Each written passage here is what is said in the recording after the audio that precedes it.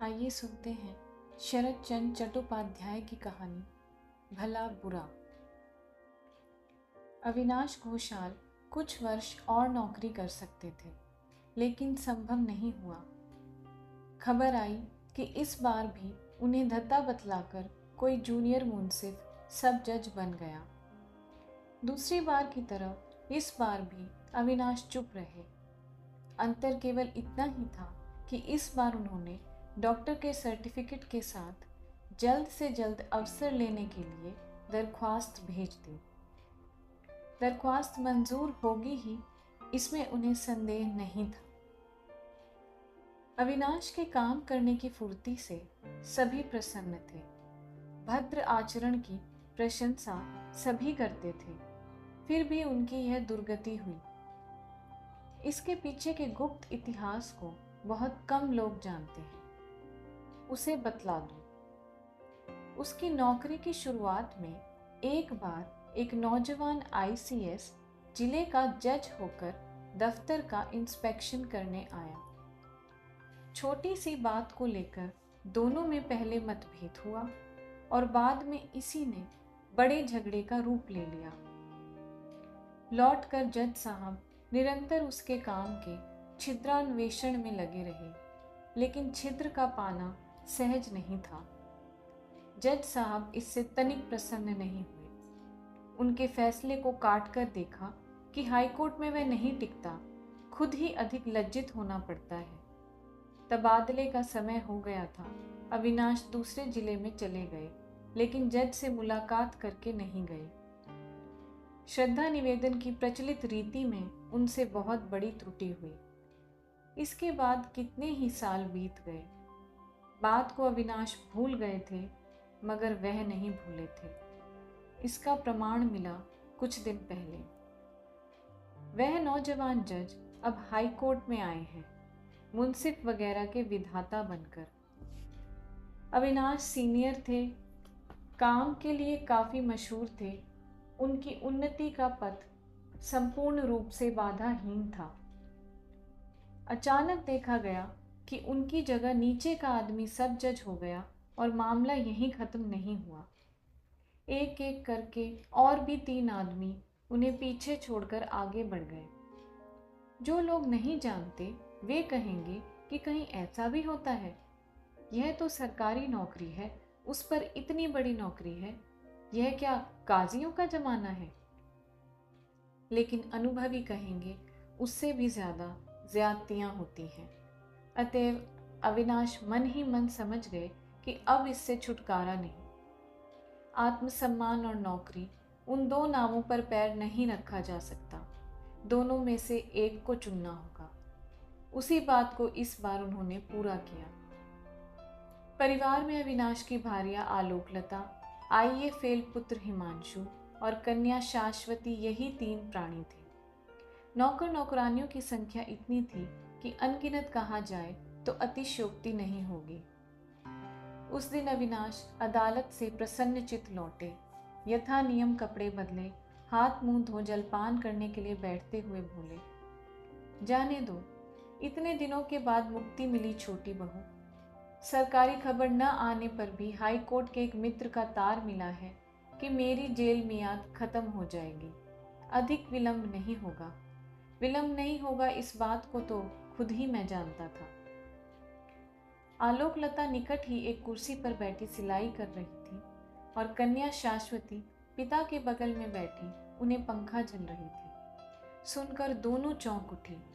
स्त्री ने प्रश्न किया, इसका मतलब? अविनाश ने कहा, शायद सुना होगा कि कोई गोविंद पद बाबू इस बार भी मुझे पीछे छोड़कर 6 महीने के लिए सब जज हो गए। हाक साहब के हाई कोर्ट में आने के बाद से पिछले 3 सालों से यही होता आ रहा है। मैंने एक शब्द भी नहीं कहा। सोचा था कि अपने अन्याय को किसी दिन वह खुद समझेंगे, लेकिन देखा यह नहीं होने वाला। कम से कम उस आदमी के रहते दम तक तो नहीं। अविचार को इतने दिनों तक सहता रहा, लेकिन सहन करने से मनुष्य नहीं रहूंगा। कल शाम को सदराला के यहाँ घूमने जाकर आलोकलता इसी तरह की बात का आभास इशारे से सुन आई थी। लेकिन उसका मतलब समझ में नहीं आया था और इस वक्त भी नहीं समझ पाई। बोली, तदबीर तगादे के बगैर आज के ज़माने में कौन सी बात होती है? मनुष्यत्व कायम रखने के लिए क्या किया है, सुनूं तो ज़रा। अविनाश ने कहा, तदबीर तगादा नहीं किया जाता, मगर जो कर सकता था उसे अवश्य ही किया है। आलोकलता पति के मुंह की ओर देखती रही। अभी तक तात्पर्य उनकी समझ में नहीं आया। वह डर गई। बोली, सुनू भी, क्या किया है, बतलाओ भी तो सही। अविनाश ने कहा, वह है काम से इस्तीफा देना, और इस्तीफा दे भी दिया है। आलोकलता के हाथ से सिलाई का सामान जमीन पर गिर पड़ा। वज्राहत की भांति कुछ देर तक स्तब्ध रहकर बोली, ये क्या कह रहे हो? इतने प्राणियों को भूखों मारने का संकल्प किया है क्या? काम छोड़ो तो भला, तुम्हारी सौगंध खाकर कहती हूँ कि मैं उसी दिन आत्महत्या कर लूंगी। अविनाश चुप बैठे रहे, कोई जवाब नहीं दिया। दरख्वास्त अगर दे ही दी है तो वचन दो कि कल ही वापस ले लोगे। अविनाश ने मना कर दिया। क्यों, दुखी हो? तरंग में आकर लोग न जाने क्या क्या कर बैठते हैं, लेकिन इसका क्या कोई प्रतिकार नहीं है?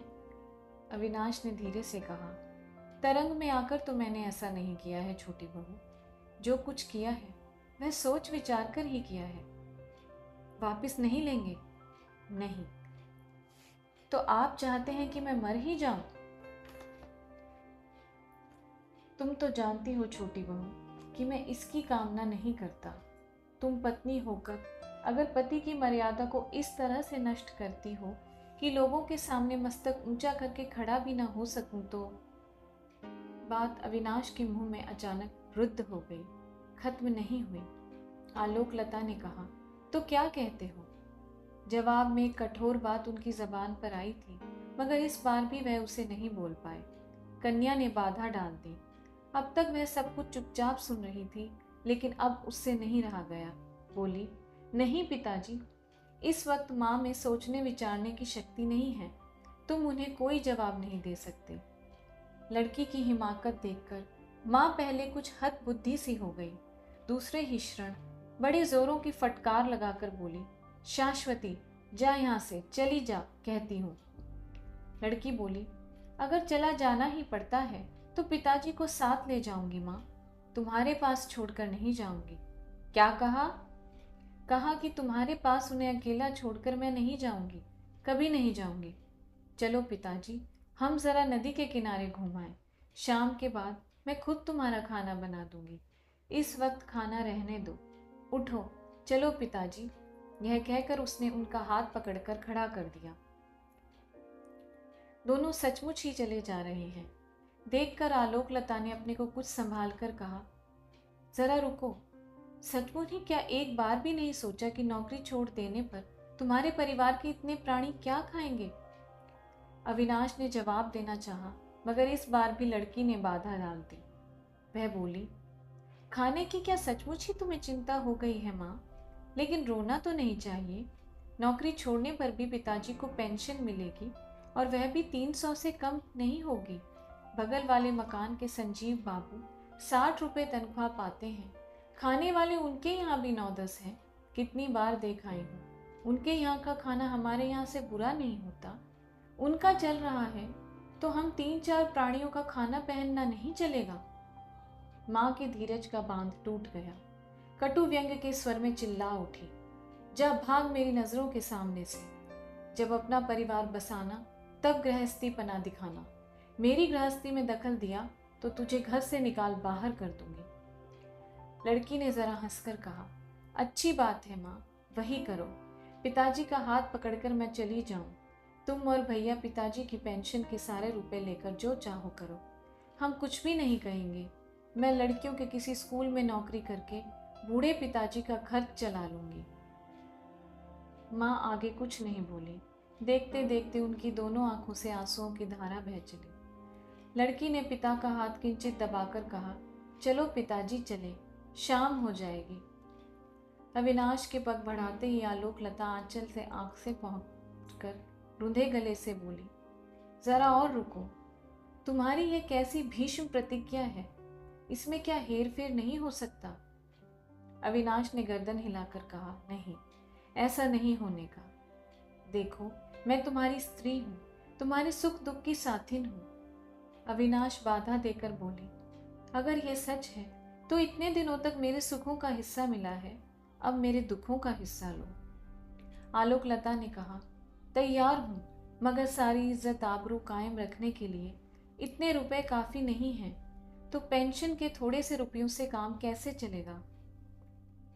अविनाश बोले, इज्जत आबरू का मतलब अगर अमीरी ठाठ समझ रखा है तो वह नहीं होने का ये मानता हूँ, नहीं तो यूं संजीव बाबू का भी चल जाता है। लेकिन तुम्हारी लड़की 19-20 की हो गई, उसका ब्याह कब करोगे। माँ की समस्या का समाधान किया शाश्वती ने। बोली, माँ, मेरे ब्याह के लिए तुम चिंता ना करो। अगर सोचना ही चाहती हो तो यह सोचो कि संजीव बाबू ने 2 बेटियों का ब्याह कैसे किया। जवाब सुनकर माँ का धीरज फिर टूटा।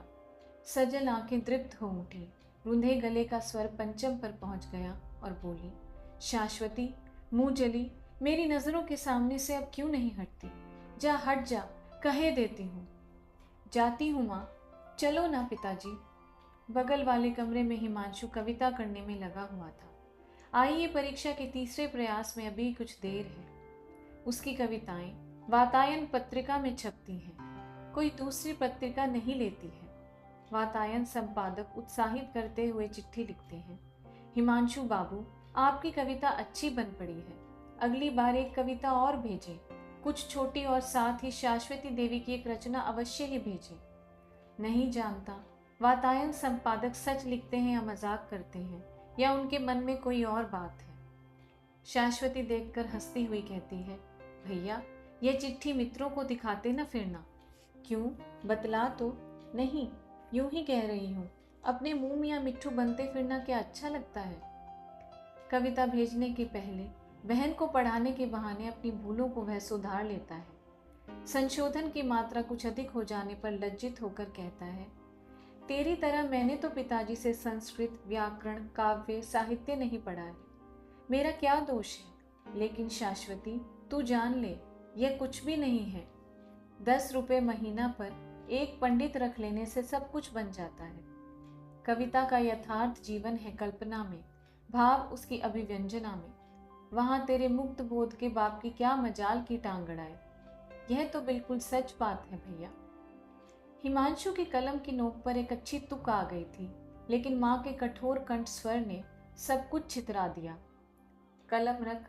बगल वाले दरवाजे को ठेलकर इस कमरे में पैर रखते ही माँ चिल्ला उठी, जानता है हिमांशु, हमारा कितना बड़ा सत्यानाश हो गया।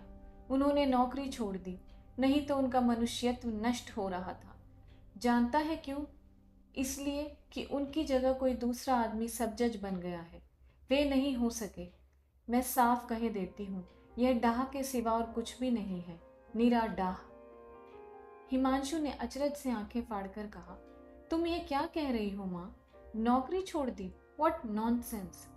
अविनाश का मुंह पीला पड़ गया। दांतों तले होठ चबाकर वह चुप खड़े रहे। आसन संध्या की मलिन छाया में उनका चेहरा विचित्र लग रहा था। शाश्वती पागलों की भांति चिल्ला उठी, ओह, संसार में घृष्टता की कोई सीमा भी है। तुम चलो, जल्दी चलो पिताजी, नहीं तो मैं सिर पीट कर मर जाऊंगी, कहकर आधे अचेत पिता को लेकर वह घर से बाहर चली गई। धन्यवाद। यदि आपको मेरी कहानियाँ सुनना अच्छा लगता है तो प्लीज़ मेरे चैनल को सब्सक्राइब करें और शेयर भी करें।